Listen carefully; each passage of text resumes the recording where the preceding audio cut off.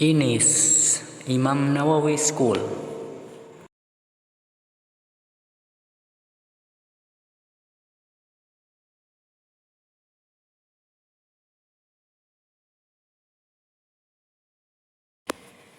Bismillah.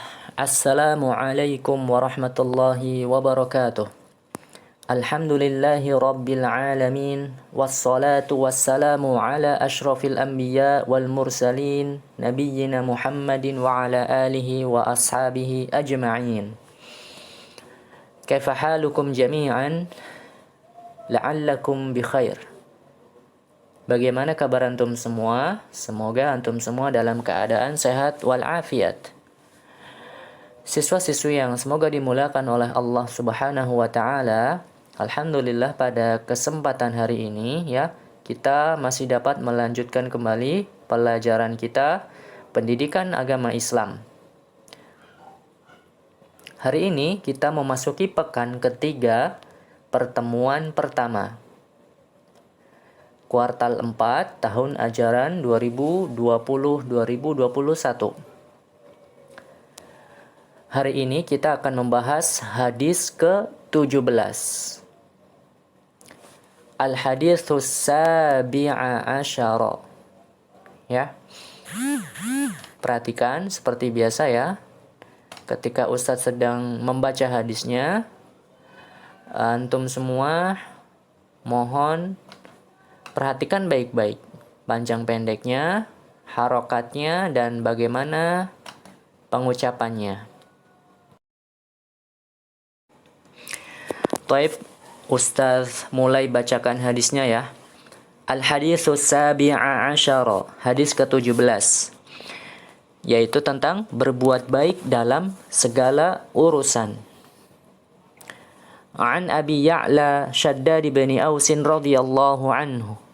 An Rasulillah sallallahu alaihi wasallam qala Inna Allah kataba al-ihsana ala kulli shay fa idza qataltum fa ahsinul qitlata wa idza dhabhtum fa ahsinudh dhibhata wal yuhidda ahadukum shafratahu wal yurih dhabihatahu rawahu Muslim. Kita terjemahkan hadisnya. Dari Abu Ya'la Shaddad bin Aus radhiyallahu anhu. Semoga Allah meridhoinya. Ya, di sini disebutkan Abu Ya'la Shaddad bin Aus. Siapakah beliau ini? Ya, mari kita simak sedikit ya, kisah singkatnya saja. Abu Ya'la Shaddad bin Aus, beliau adalah Shaddad bin Aus bin Thabit Ansari An-Najjari Al-Madani.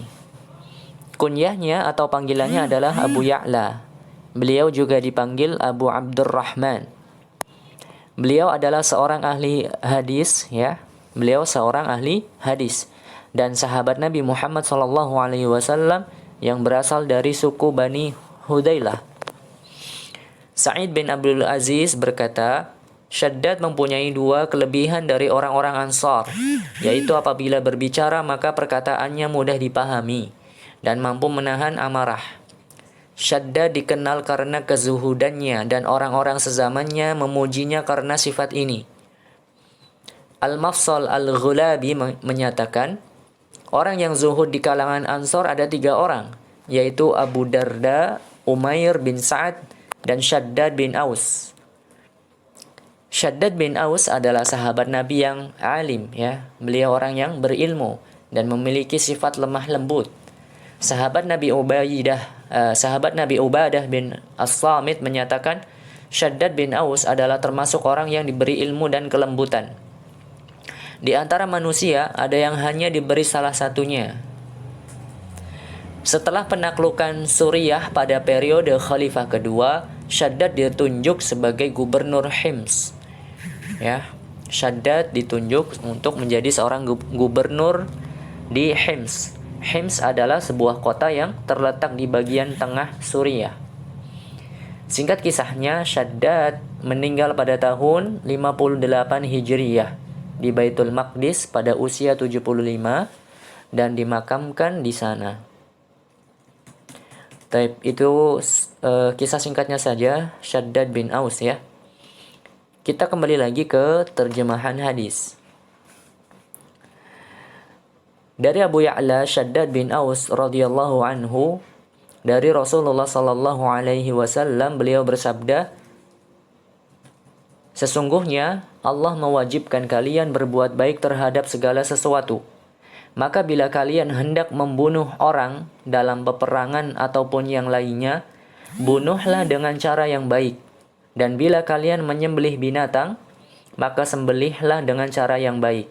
Hendaklah kalian menajamkan pisaunya dan perlakukanlah hewan sembelihan dengan lembut. Hadis riwayat Muslim. Syarhul hadis, penjelasan hadis. Fi hadzal hadis al-amru bil ihsan wa huwa fi kulli syai'in bihasabihi. Wa minhu al-ihsanu fi qatlil hayawan. An-nahyu 'amma kanat fil jahiliyah min at-tamthil fil qatli bi jaz'il unuf wa qat'il adhan wal aidi wal arjul. Wa min adh-dhabhi bil mudal kallah wa nahwiha mimma yu'adzibul hayawan. Pada hadis ini terdapat perintah untuk berbuat baik pada setiap kondisi sesuai kadarnya. Dan di antaranya adalah berbuat baik tatkala menyembelih hewan. Larangan terhadap apa yang telah dilakukan atau dicontohkan pada zaman jahiliyah dalam menyembelih hewan dengan memotong hidung, telinga, tangan dan kaki. Ya, perhatikan di sini larangan ya terhadap apa yang telah dilakukan atau dicontohkan oleh orang-orang jahiliyah dulu. Ya, dalam menyembelih hewan, mereka memotong hidung, memotong telinga, tangan dan kaki hewan-hewan yang disembelih tadi, ya. Kemudian mereka menyembelih dengan pisau-pisau yang tumpul dan yang semacamnya yang dapat menyiksa hewan sembelihan. Taib. Adapun Islam ya, ketika datang agama Islam ini maka merubah semua itu, ya. Maka dibahaslah dalam hadis ini. Taib. Kita lanjutkan penjelasan yang lebih dalam ya. Perhatikan di bunyi hadis yang tadi. Innallaha katabal ihsana ala kulli syai. Perhatikan pada lafaz al-ihsan. Masihkah kalian ingat kata al-ihsan sebelumnya? Ya, kita telah membahas kata ihsan pada hadis kedua. Siapakah yang masih ingat dalam hadis kedua itu bahwasanya yang disebut dengan ihsan adalah anta budallaha ka'annaka tarahu fa illam takun tarahu fa innahu yarak. Ya, itu yang disebut ihsan dalam hadis kedua, ya. Hakikat ihsan itu berbeda-beda ya, sesuai dengan perbedaan konteks pembicaraannya. Apabila dalam konteks pembicaraan ibadah, maka hakikat ihsan dalam ibadah seperti telah dijelaskan pada hadis kedua, ya. Apabila dalam konteks pembicaraan muamalah dengan sesama, maka hakikat ihsan adalah menunaikan hak-hak sesama dan tidak menzaliminya. Nah, pada hadis yang ke-17 ini, ihsan yang dimaksud adalah ihsan kepada sesama. Hadis ini termasuk hadis yang mencakup banyak kaidah. Ihsan adalah berbuat baik. Makna ihsan dalam membunuh ialah hendaknya berusaha dengan sungguh-sungguh untuk berbuat ihsan dan tidak menyiksa. Kalimat bila kalian hendak membunuh orang dalam peperangan ataupun yang lainnya berlaku umum, mencakup menyembelih, membunuh dalam qisas ataupun hukuman lainnya. Syariat Islam menuntut perbuatan ihsan kepada setiap makhluk terhadap Syariat Islam menuntut perbuatan ihsan kepada setiap makhluk, termasuk diantaranya adalah hewan. Ihsan dalam menyembelih adalah mencari cara terbaik agar sembelihan cepat mati ya, tanpa menderita kesakitan. Nah, berikut ini adalah tata cara bagaimana menyembelih yang memenuhi kriteria ihsan tersebut ya. Islam mengajarkan bagaimana cara menyembelih hewan yang tidak menyiksa hewan yang akan kita sembelih ya. Baik. Bagaimana caranya? Yang pertama, tidak menyeret hewan sembelihan dari satu tempat ke tempat lain. Ya, jadi ketika kita akan menyembelih hewan ya, misalnya kambing ya. Kambingnya jangan diseret ya, jangan, tapi dibawa dengan tenang ya, atau kalau mau dipanggul juga bisa ya. Tidak menyeret hewan sembelihan ya, baik itu kambing, sapi dan yang lainnya. Yang kedua, tidak membantingnya ya. Misalnya ada kambing yang agak sulit nih ya, sulit untuk mau kita robohkan, maka jangan dibanting ya. Kita bisa meminta kepada yang lainnya untuk membantu ya merobohkan kambingnya ya. Jadi jangan sampai dibanting. Kemudian yang ketiga, menajamkan pisaunya ya. Perhatikan ketika kita akan menyembelih, diasah dulu pisaunya ya, tajamkan dulu pisaunya. Supaya apa? Nanti ketika kita menyembelih itu akan cepat terputus urat-uratnya ya, sehingga akan cepat mati ya. Seolah-olah tidak kerasa karena saking tajamnya, maka cepat sekali ya. Urat itu terputus dan hewan tersebut akan cepat matinya ya. Kemudian yang keempat, seorang yang akan menyembelih itu juga harus sudah ahli ya, ahli menggunakan pisaunya ya, ahli menyembelihnya, supaya tidak terjadi hal-hal yang tidak diinginkan ya.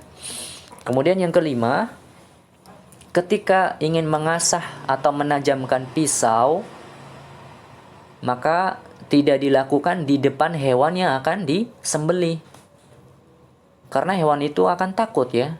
Ketika kita mengasah pisaunya, menajamkan pisaunya di depan hewan tersebut bisa melihat dan dia punya perasaan ya, dia akan merasa takut. Seperti itu ya. Kemudian yang keenam, tidak menyembelih di hadapan binatang lainnya. Ya, ketika kita menyembelih kambing yang pertama misalnya, jangan disembelih di depan kambing-kambing yang lainnya yang akan kita sembelih juga ya. Mereka juga bisa melihat, bisa tahu ya. Seperti itu ya, kasihan ya. Kemudian yang ketujuh, menghadapkan hewan sembelihan ke arah kiblat. Ya. Kita menghadapkan hewan yang akan kita sembelih ke arah kiblat. Taib. Yang kedelapan, membaca basmalah. Ya, jangan lupa untuk membaca bismillah ya setiap kita akan menyembelih sembelihan ya, baik itu kambing, sapi, ayam ya. Kita jangan lupa untuk membaca bismillah. Kemudian yang kesembilan, membiarkannya ya setelah disembelih, membiarkan hewan yang tadi sudah kita sembelih sampai tidak bergerak ya. Setelah kita sembelih terus kita taruh, darahnya ngucur ya, mengalir sampai selesai, sampai tidak bisa bergerak lagi. Ya, itu artinya sudah benar-benar mati ya. Nah, setelah itu kita misalkan kuliti ya. Kalau sapi atau kambing yang telah kita sembelih ya, setelah kita sembelih bisa dikuliti ya, seperti itu ya. Tapi demikianlah Islam ya memerintahkan untuk berbuat ihsan, berbuat baik kepada binatang ya, dan menunjukkan contoh prakteknya. Maka ihsan kepada yang lebih mulia kedudukannya dari binatang ya, yaitu kepada manusia, tentu lebih diperintahkan lagi ya, dan lebih ditekankan atau diperhatikan ya, seperti itu. Ya, sama binatang aja kita bisa atau disuruh untuk berbuat baik seperti itu ya, apalagi sama manusia ya. Maka perintah ihsan ini lebih dari perintah yang tadi telah disebutkan tentang berbuat baik kepada binatang ya. Taib. Inilah indahnya Islam ya. Maka hendaknya kita mengoreksi lisan kita, apa yang telah kita ucapkan ya. Kita koreksi lagi apa yang tangan dan kaki kita lakukan. Barangkali tanpa terasa telah menyakiti orang lain, ya. Meskipun hanya bercanda. Karena tidak semua orang suka bercanda, ya. Tidak semua orang sabar dalam canda yang berlebihan, ya. Taib, itulah indahnya ya agama Islam ini mengatur semua itu. Taib, para siswa dan siswi yang semoga dimuliakan oleh Allah Ta'ala, setelah ini kita akan memasuki fawaidul hadis, ya. Faidah-faidah hadis. Faidah atau apa yang bisa kita ambil pelajarannya dari hadis kali ini, ya.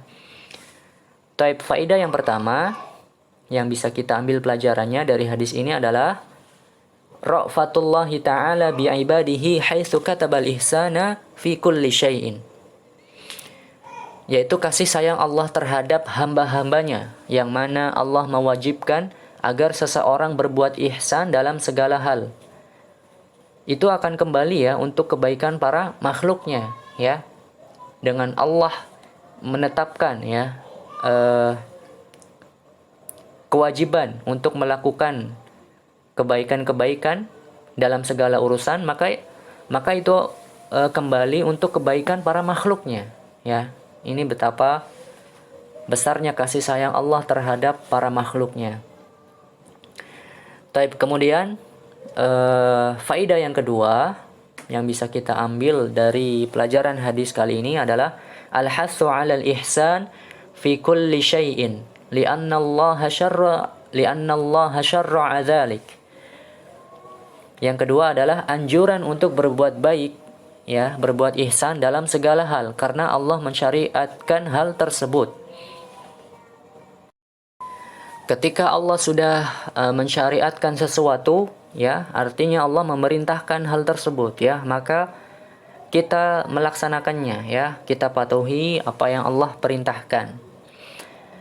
Kemudian faedah yang ketiga yang bisa kita ambil pelajarannya adalah ar-rifqu bil maqtul wal mazbuhi minal hayawan wa ghairihi wa dzalika bi ihsanil qatl wa kadzalika dzabh wa haddil alah. Lemah lembut terhadap yang dibunuh dan yang disembelih dari hewan dan yang lainnya, yaitu dengan berbuat ihsan saat membunuh, ya. Contohnya di sini saat perang melawan orang kafir. Ya, ketika kita membunuh orang kafir, ya, maka kita membunuhnya dengan cara yang baik, ya. Islam menyuruh seperti itu, ya. Kita dilarang untuk membunuh perempuan dan anak-anak ketika perang melawan mereka, ya. Dan kita juga tidak membunuh sembarangan, ya. Tidak menghancurkan jasad mereka, ya. Ya, maka kita tidak sembarangan, ya, membunuh mereka, tidak semena-mena, ya, tidak boleh sesuka kita untuk menghancurkan jasad mereka, ya. Kemudian begitu juga saat kita melakukan kisos, ya. Ketika ada yang membunuh, maka dibalas dengan dibunuh, dan dibunuhnya itu juga dengan cara yang baik, ya, ada aturannya, ya, tidak sembarangan. Dan yang melakukannya juga orang yang ditunjuk, ya, misalkan pemerintah yang menunjuk, ya, yang biasanya disebut dengan al-gojo, ya. Maka Islam telah mengaturnya semuanya, ya. Kemudian begitu juga saat menyembelih hewan, ya, serta menajamkan alat sembelihan. Ya, kita perhatikan cara menyembelihnya, ya, seperti yang tadi sudah kita bahas sebelumnya, ya. Bagaimana cara menyembelih hewan yang baik, ya, yang sesuai syariat. Inilah indahnya Islam, ya. Islam telah mengatur segalanya, ya. Mengatur bagaimana bermuamalah dengan sesama makhluk, ya. Kepada hewan, tumbuhan, ya. Ternyata Allah telah mengatur semua itu, ya, melalui hadis ini, ya, melalui lisan Rasulnya, bagaimana cara bermuamalah dengan sesama makhluk, ya, telah diajarkan dengan sangat baik, ya. Inilah indahnya agama Islam.